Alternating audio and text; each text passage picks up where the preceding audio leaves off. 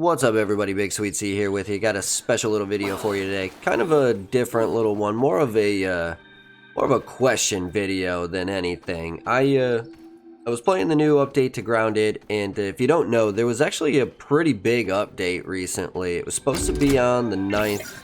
I didn't end up getting it till like, I don't know, 15th or 16th. Like, it was fairly recently that I got it. So if you haven't noticed a change in the pond area, go back and update your game because you're probably missing the newest update. It was actually a pretty drastic change, and it got me thinking because my wife and we play this game all the time, and outside of the gradual updates that you get once every month or so, usually it's not really all that much. Like last month there was actually a pretty big update, what I thought was a big update in the pond update, where they put a base down in the pond that's in the backyard, and you had to do this like little event to get it open and all this stuff.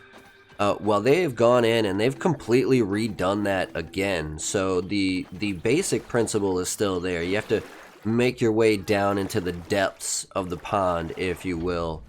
But you have to start a mission, and then you like spend your time going through the water, which is completely redone, into these different areas. There's these little puzzle games, if you will, to unlock the main base down in the pond now. And so they've completely redone it. They've added these like special little places where once you get the power open, you can start opening these gates in different areas of the pond to earn raw science, and get a bunch of new, now I haven't checked any of them out, but you can get a bunch of new scab schemes.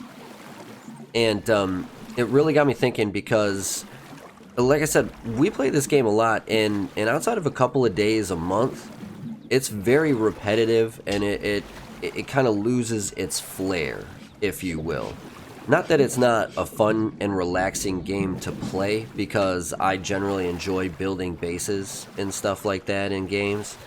But if you're one of the types that needs the constant newness, or it's got to be, something different, it's not really that type of game. And the updates generally aren't that big, but every so often there is a revolutionary change, like Hedge Base a few months ago, the Pond Lab this time, and I'm curious if Bethesda, or sorry, not Bethesda, I'm curious if Obsidian can keep this up. I have no idea when this game is supposed to come out. It's unfinished, but it's free to play with these monthly updates, and I'm curious to see if it's going to be good enough to keep a community going, or however long it takes to finish this game. Because we've still found 2 other laboratories that we can't access yet. And if they're going to kind of slowly pump out these major updates like they did with this pond base, I actually could see this being like a Destiny 2, maybe not like a Final Fantasy 14 MMORPG or an Elder Scrolls or something like that. But you could definitely probably milk this for another year or so before you actually have to physically release the game. And I'm curious what the general consensus is in the community on this, because I don't know, maybe we're the only ones that still play this game. I used to play this a lot with friends of the channel, Scavenger and Violence, and Ghost Dave. When it first came out, we kind of played this game a lot, and I don't see them playing it as much anymore. And I don't know if maybe that's just because my wife and I like to build the bases and whatnot, or if it's generally because you're bored with the game. And I'm curious, because I give this game a lot of praise. I think it's very good, and if you're not going to pay for the Xbox Game Pass, I think it's probably worth the $30, if they're going to keep giving you updates like this, because it does generally make you want to get back into the game. And if they keep pumping out content like this, where it's like the puzzles and whatnot, it could be Should be a very exciting game to play. Now there are a few things that I wish they had they did differently, so to speak. I kind of wish if you collected a scab scheme in one character, it would carry over to all your characters, because that's pretty much the really and like the raw science and stuff. I mean, I generally understand why they don't do that, but it'd be nice to have like a cloud save of those things so you could start over. My biggest pet peeve is when they do come out with a new update like this. It pretty much completely ruins everything that we've created before. And I shouldn't say completely ruins, because it's not terrible, but there is usually a bunch of stuff that I've done where they'll put like a paper clip in its way and now I can't do what I wanted to do to finish it. Or like when they put the ropes, shoot. Oh man, I can't remember what they're called, but you just ride down those little rope things. Shoot, brain fart. Oh well, doesn't matter.